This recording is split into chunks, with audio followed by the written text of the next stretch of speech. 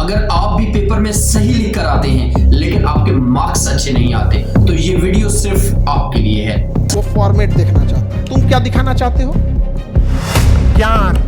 अरे वो देख रहा है फॉर्मेट, तुम दिखाओ ज्ञान। आपके दो दोस्त हों, एक ऐसा दोस्त जो बिल्कुल पेपर के अंदर सही लिख कर आता हो लेकिन उसके मार्क्स अच्छे ना आते हो। इसमें हमने आधा नंबर काट दिया, इसका कारण क्या देखो, हमारे अनुसार यहाँ काम नहीं होना चाहिए। अभी तो कोई ऐसा दोस्त होगा जो पेपर से पहले कम पढ़ कर आता है लेकिन जब एग्जाम होता है, जब रिजल्ट होता है तो उसके मार्क्स अच्छे आते हैं। काटो जब बिल्कुल सही है तो आपको इसमें पूरे नंबर देने पड़ेंगे 15। इन दोनों में फर्क क्या है?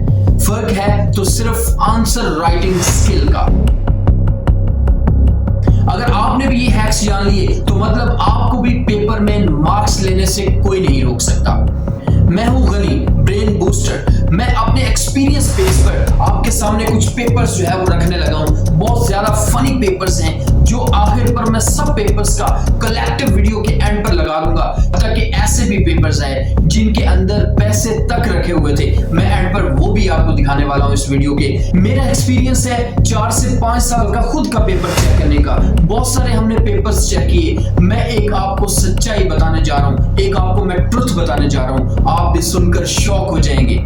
मैं आपको कुछ प्रॉब्लम बताने जा रहा हूं जिनका हम एंड पर हल भी निकालेंगे। तो सबसे पहले हमारे पास क्या होता है? प्रॉब्लम्स होती हैं। प्रॉब्लम यहाँ पर 4 किस्म की हैं। अच्छा, सबसे पहले जो है वो है बैड राइटिंग। ये जो बिल्कुल हम लिखते हैं और टीचर को समझ ही नहीं आ रहा होता, ये है बैड राइटिंग। आखिर पर मैं ये भी बताने जा रहा हूं कि ये बैड राइटिंग जो है इसको आप ठीक कैसे कर सकते हैं। सेकेंडली ये है कि स्लो राइटिंग। आपका लिखते हुए स्पीड जो है वो स्लो होती है। फॉर एग्जाम्पल हमारी टाइपिंग में स्पीड जो है वो अच्छी होती है लेकिन जब कॉपी पर लिखने लगते हैं तो स्पीड बहुत कम हो जाती है। अभी आप कमेंट सेक्शन में अपना नाम लिखें। आप अपना नाम लिखेंगे, ज्यादा से ज्यादा आपको 2 से 3 सेकंड लग जाएंगे। इसी तरह आप कॉपी उठाएं, उसके ऊपर पेंसिल के साथ लिखें तो मैं गारंटी के साथ कह सकता हूं 5 से 6 सेकंड आपको अपना नाम लिखने में लग जाएंगे।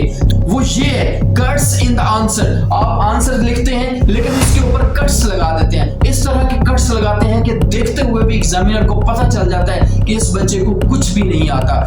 चौथा और आखिरी प्रॉब्लम जो बहुत सारे बच्चे फेस करते हैं कि हमें याद नहीं रहता।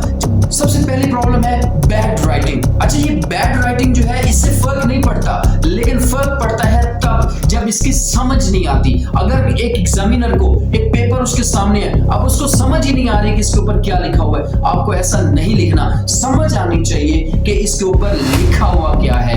आपको बिल्कुल अच्छी राइटिंग करने की जरूरत नहीं है लेकिन एटलीस्ट समझ आनी चाहिए कि ये जो हमने आंसर किया है ये कौन सा है और कैसे लिखा हुआ है। सबसे बड़ा एक फार्मूला बताने जा रहा हूं, जितना कम टाइम टीचर के पास आपका पेपर रहेगा उतने ज्यादा मार्क्स आएंगे। ये एक हैक है, ये एक ट्रिक है। दूसरी प्रॉब्लम स्लो राइटिंग। अब इसका हल क्या है? अब इसके लिए क्या है? आपको फास्ट राइटिंग हैक जानना पड़ेगा। क्या करना पड़ेगा? आप पेपर से पहले 1 घंटा पहले आप पेंसिल लें, कोई भी शीट लें, उसके ऊपर लाइन लगाएं, इस तरह लाइन लगाएं, इस तरह लाइन लगाएं। उससे क्या होगा?